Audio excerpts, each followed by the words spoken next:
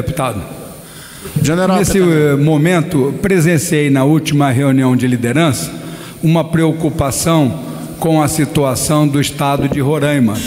E nessa preocupação, um dos fatores dizia respeito à energia, à linha de transmissão que passa na reserva Guaimiri-Otroari. Essa construção desse linhão de Tucuruí se faz necessário para aquele estado. Então aproveita a oportunidade para estimular os três poderes, executivo, o legislativo e o próprio judiciário, de buscar uma solução definitiva para Roraima. Muito obrigado. Deputado Alencar Santana. Senhor presidente. Deputado Pedro Cunha Lima, não presente. Deputado Heitor Schuch, não está presente. Deputado Marcelo Ramos. Senhor presidente. Antes do deputado falar, eu vou conceder um minuto aqui para o deputado Dan Sanderson. Presidente, apenas um registro. Nós tivemos a divulgação hoje do chamado Anuário da Segurança Pública pelo Fórum Brasileiro de Segurança Pública, que anunciou o número de homicídios do último ano. 51 mil homicídios no Brasil. José Ricardo. Reduzimos em 13% o número de homicídios, mas isso é muito pouco. 50 mil mortes não pode ser admitida por nós brasileiros, e temos que sim, agora, a partir desse projeto antiviolência do nosso ministro Sérgio Moro, atacarmos de forma muito dura o tráfico de drogas, que produz pelo menos 70% dos homicídios no Brasil. Então, não há o que comemorar. 50 mil mortes violentas no Brasil é um número de guerra que tem que ser contido. Presidente, peço que essa minha fala seja registrada na Voz do Brasil. Referido. Alessandro Vieira.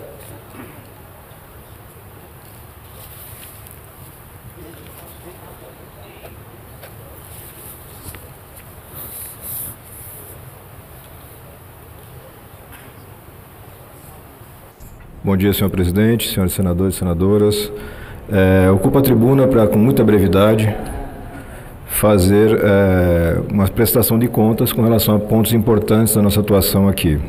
Começo pela atuação que mais tem chamado a atenção, a chamada CPI das Cortes Superiores, denominada pela imprensa, apelidada pela imprensa de CPI da Lava Toga, nome que a gente tenta evitar porque entende que é depreciativo para a grande parcela dos magistrados que são pessoas de bem. A pequena parcela não pode contaminar a maior. No tocante à CPI, senhor presidente, nós tivemos um requerimento apresentado com as 27 assinaturas colhidas, nós tivemos a retirada de 3 assinaturas, o senador Tasso, a senadora Cátia, a senadora Eduardo, Tocantins, e em seguida o presidente Davi, orientado pela Secretaria-Geral da Mesa, fez o arquivamento do procedimento. Apontamos que esse arquivamento descumpria o previsto no regimento interno da Casa. Apresentamos um recurso em relação a isso. Esse recurso foi subscrito por 10 senadores aqui presentes, senador Cajuru, senador Regufe, senadora Elisiane, e novamente a Secretaria-Geral fez a orientação, o presidente a seguiu pelo arquivamento, embora reconheça nas suas razões que assiste lógica racional ao pedido que apresentamos, porque o regimento é muito claro, deveria ocorrer a devolução para coleta de novas assinaturas e não o arquivamento puro e simples. Mas eu quero, senhor presidente, deixar claro que ele não vai perder tempo com brigas e chicanas regimentais. Isso não interessa ao Brasil, não interessa à Casa. Já estamos providenciando um novo requerimento. Desta feita, construído a várias mãos com colegas parlamentares aqui dessa Casa, que compreendem, como Vossa Excelência compreendeu, a urgência e a necessidade de levar transparência às casas superiores do Poder Judiciário. Essa é uma luta da sociedade brasileira. Quem tem tentado deturpar isso, levando como pauta de ameaça, pauta de revanche, está desatualizado, está dessintonizado absolutamente daquilo que o povo quer. O povo quer ter transparência aqui no Senado, ele quer ter transparência na Câmara dos Deputados, nos governos, nas prefeituras, nas câmaras legislativas dos municípios, mas também quer no Judiciário. Estar no Judiciário, ocupar os mais altos cargos do Poder Judiciário não garante impunidade ou imunidade absoluta. E sobre esse tema, foi muito claro, muito cristalino o voto já proferido pelo Supremo por ocasião de uma outra CPI do Judiciário que tivemos nesta Casa, com grandes frutos para o Brasil. Sabe-se que naquele momento começou a investigação do TRT, e começou a tirar esse véu de absurda opacidade que cobria todo o judiciário brasileiro. Hoje não, primeira instância e segunda instância são altamente fiscalizadas, falta chegar às cortes superiores e vamos chegar lá, porque é isso que o Brasil precisa e o Brasil quer. Então esse requerimento está sendo apresentado, já vem com apoio, inclusive de construção, de redação e de indicação de casos, porque ao longo desse tempo, senhor presidente, nessa semana muito atribulada, recebemos colaborações do Brasil inteiro. Sejam denúncias, sejam apontamentos, nós temos material farto. Vamos ter que selecionar os casos, fatos determinados, descritos em uma peça vazada em moldes agora, mais acusatórios, porque esse foi o entendimento que a Casa exigiu, e assim cumpriremos, senhor senador Cajuru. A gente não pode, a gente não vai tergiversar, a gente não vai virar a cara para a sociedade, a gente não vai ter a covardia de, a pretexto qualquer, deixar de enfrentar esse ponto. Então é muito relevante para nós todos deixar claro para a sociedade que essa batalha continue. Por favor, senador. Senador Alessandro, eu assinei o pedido de instalação dessa comissão parlamentar de inquérito para investigar as cortes superiores desse país, os tribunais superiores, e assinarei de novo esse novo requerimento de pedido de CPI que Vossa Excelência está colocando. Eu não acho que CPI é solução para todos os problemas nesse país, não. Muitas CPIs, aliás, não dão em nada. Agora, é papel do Poder Legislativo a fiscalização de atos, sim. O Poder Legislativo tem entre as suas atribuições o papel de fiscalização. E cabe, ocorrendo fato determinado, cabe sim ao Poder Legislativo investigar. Então, Vossa Excelência, conte com a minha assinatura. Vejo que aqui, infelizmente, às vezes alguns têm receio de comprar brigas com o Poder Judiciário, mas nós temos que exercer o nosso papel aqui, o nosso papel constitucional, e defender a sociedade brasileira. Alguns falam assim, mas vai dar um problema institucional. Isso dá um problema institucional com o Poder Judiciário. Problema institucional é o Poder Judiciário brasileiro ser o que ele é hoje. Um poder lento, burocrático, caro, cheio de ineficiências, cheio de tráfico de influências. Isso é um problema institucional, porque a sociedade deseja um poder que seja ágil, deseja um poder que cumpra com a sua função perante ela. Então, eu não generalizo, do mesmo jeito que eu não aceito essa coisa que todo político é ladrão, que algumas pessoas gostam de dizer na sociedade, também nós não podemos generalizar no outro poder. Até porque, como Vossa Excelência bem disse, a esmagadora maioria é formada de pessoas de bem.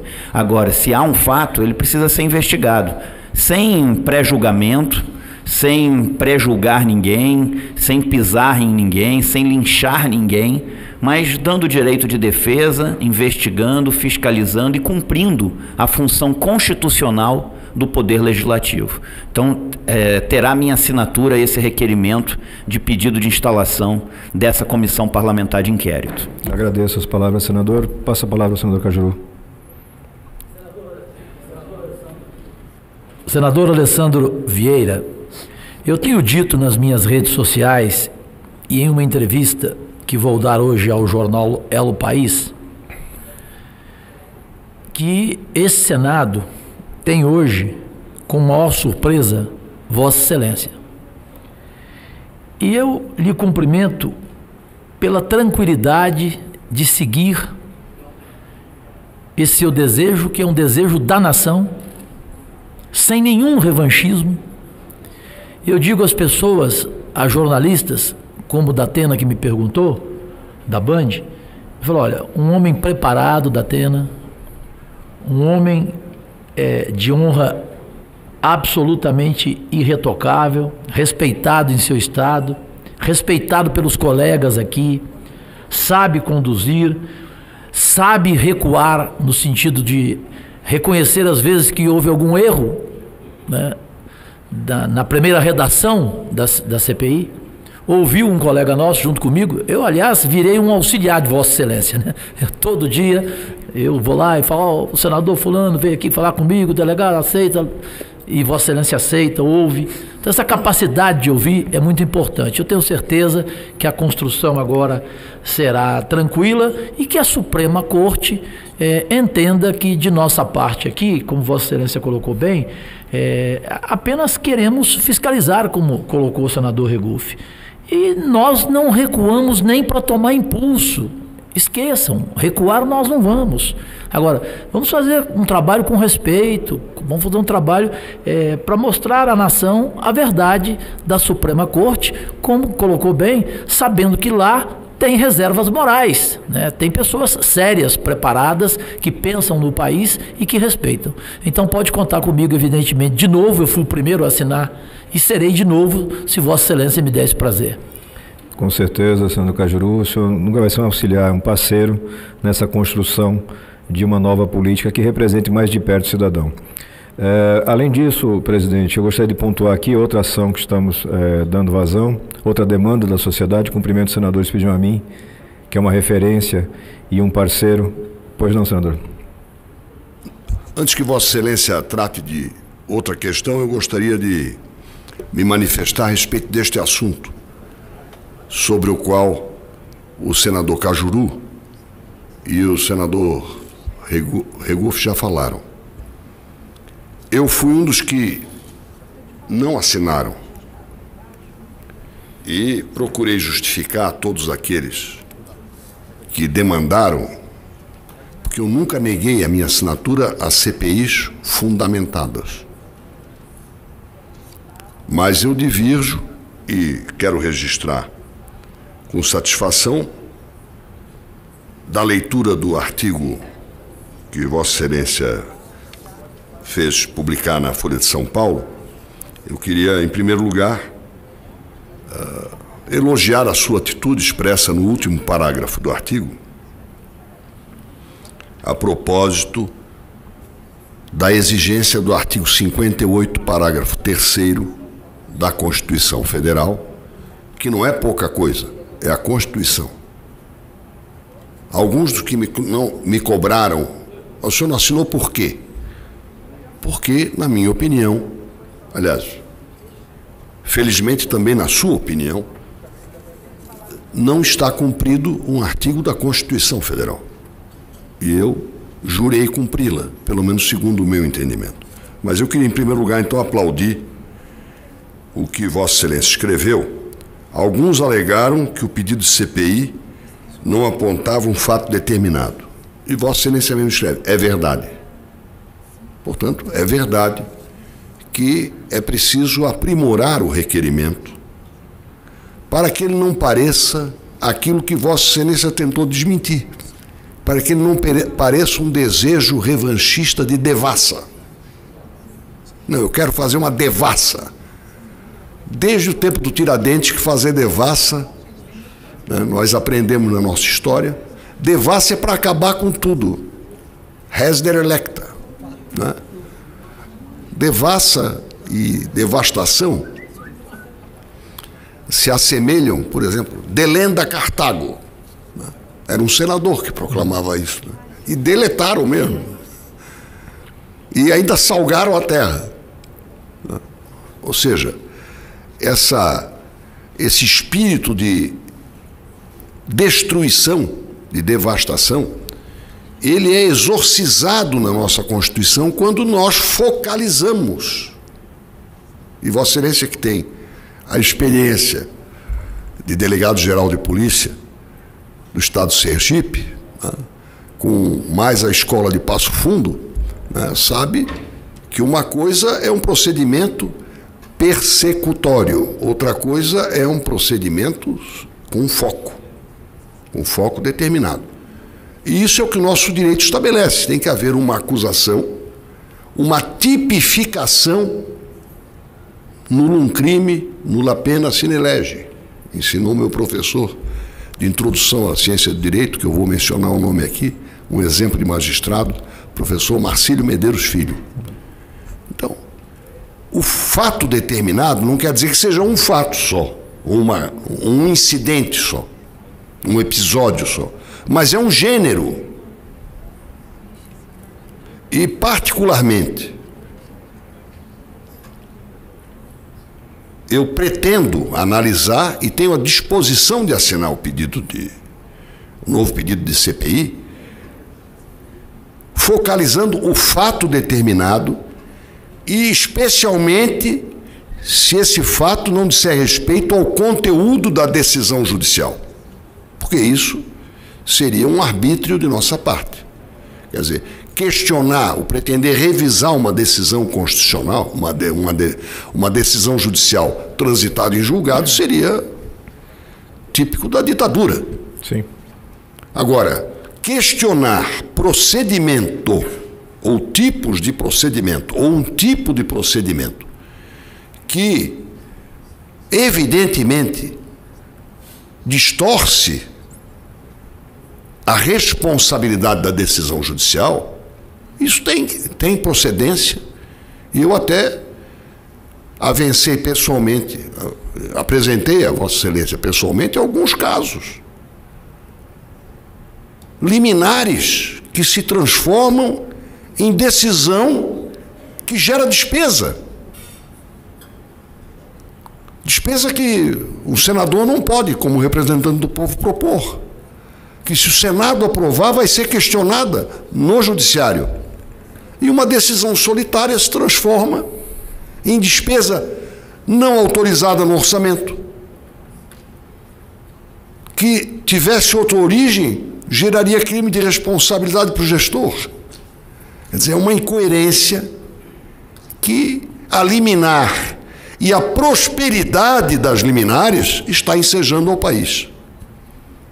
Eu focalizaria exatamente nessa questão o fato determinado, porque ele não é pessoal, ele não significa devassa, ele não está querendo desmoralizar o Poder Judiciário, pelo contrário, está querendo habilitar. Aqui neste mesmo lugar, no ano 2000, eu fui muito incompreendido pelas câmaras de vereadores quando eu apresentei a PEC que resultou na limitação dos gastos das câmaras de vereadores. Participei de uma reunião ali no Hotel Finícia, achei que ia ser agredido. E eu disse uma frase: esta PEC vai evitar que vocês se desmoralizem. Porque duas câmaras de vereadores gastavam, sabe quanto do orçamento municipal? 25%. Uma no Acre e outra em Minas Gerais. 25%. Tinha subvenção estabelecida na Câmara. Subvenção a entidades.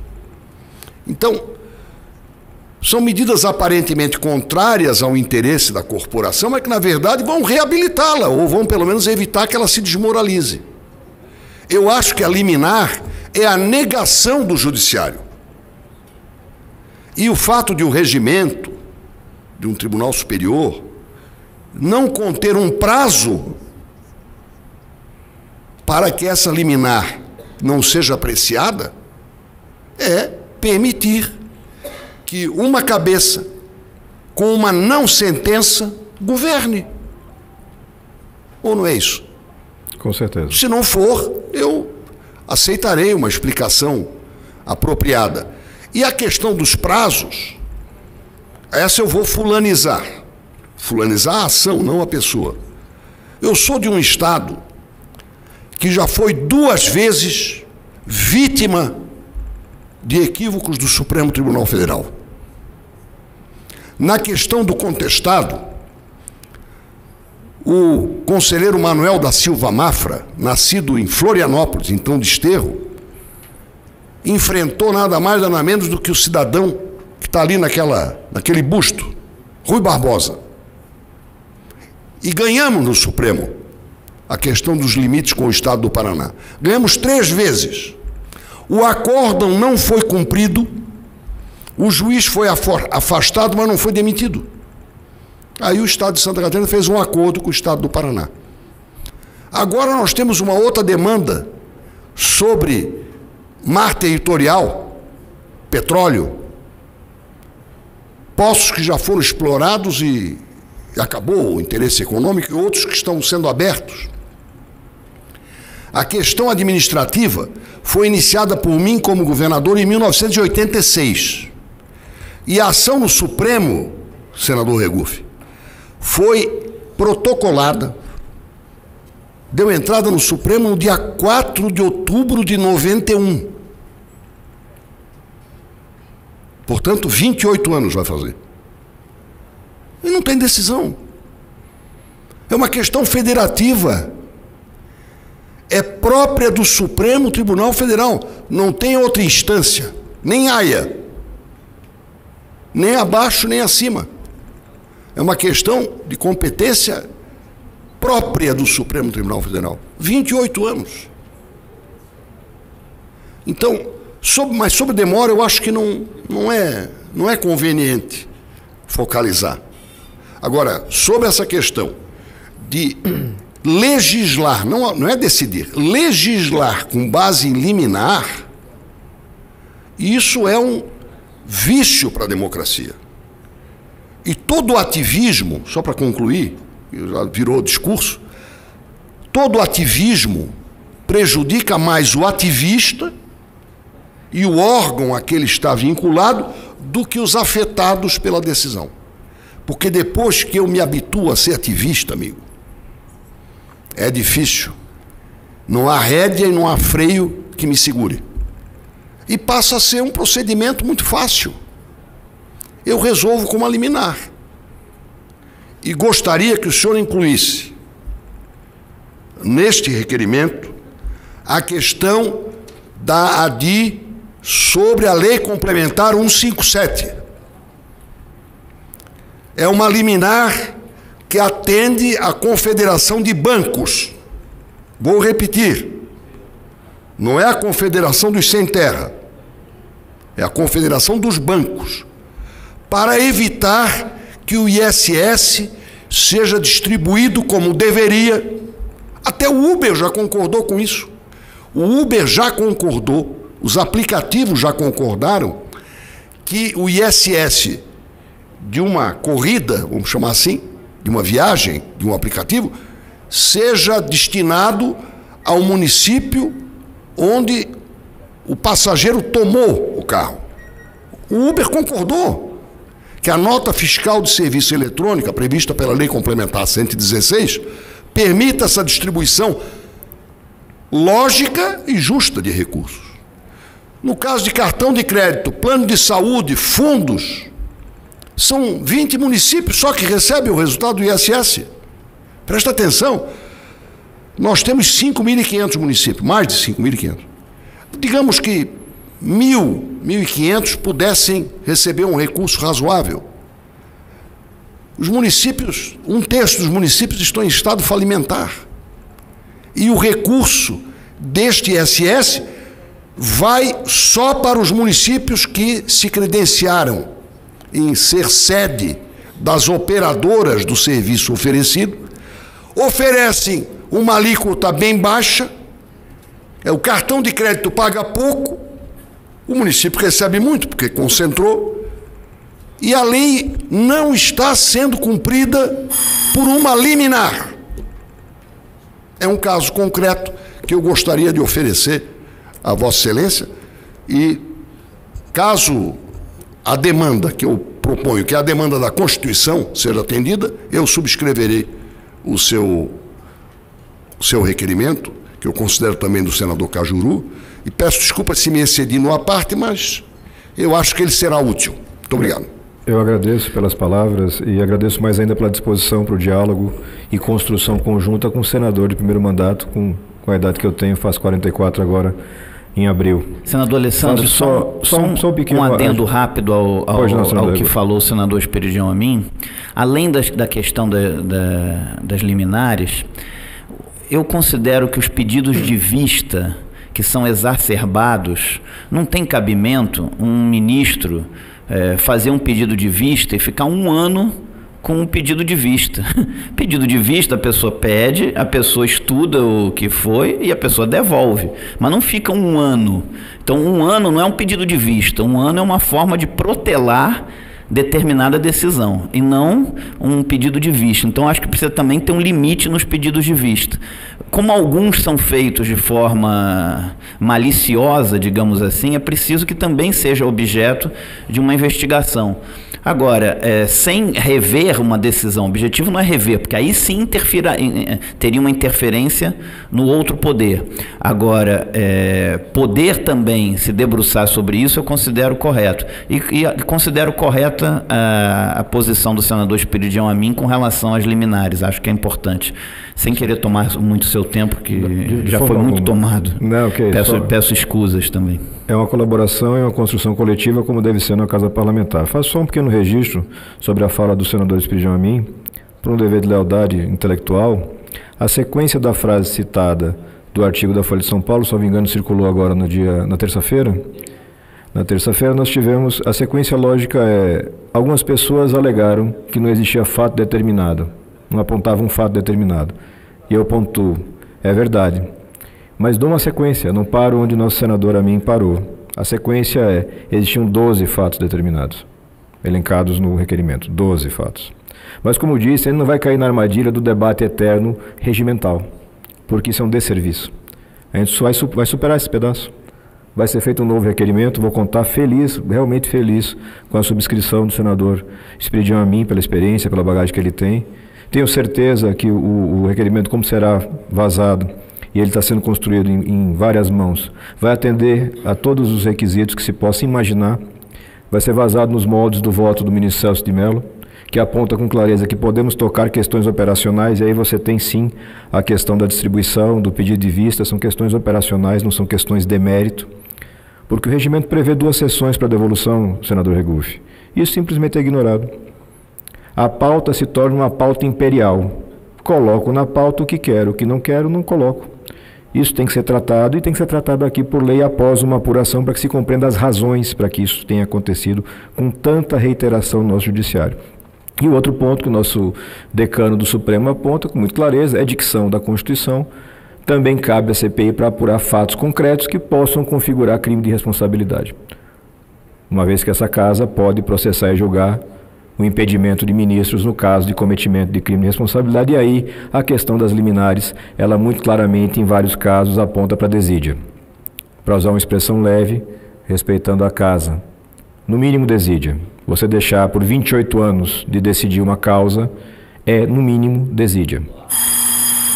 Encerrando, senhor presidente, e pela primeira vez ultrapassando o tempo, mas eu coloco na conta do Esperidião Amin a ultrapassagem, reiterar, a voz da sociedade vai ser cada vez mais ouvida nessa casa, de um novo formato, respeitando o conhecimento, o acumulado de casos, o histórico que essa casa tem, que é riquíssimo, mas trazendo para cá a urgência e a velocidade que a pauta de hoje demanda. Precisamos avançar, precisamos acelerar e vamos colaborar dessa forma. Muito obrigado, senhor presidente. Parabenizo Vossa Excelência, senador Alessandro, inclusive os nossos senadores que fizeram a parte, tanto aí o nosso senador Esperidião Amin, que realmente coloca aqui uma posição clara e que precisa ser apurada de fato, como também aqui o senador Regufe e o senador Cajuru.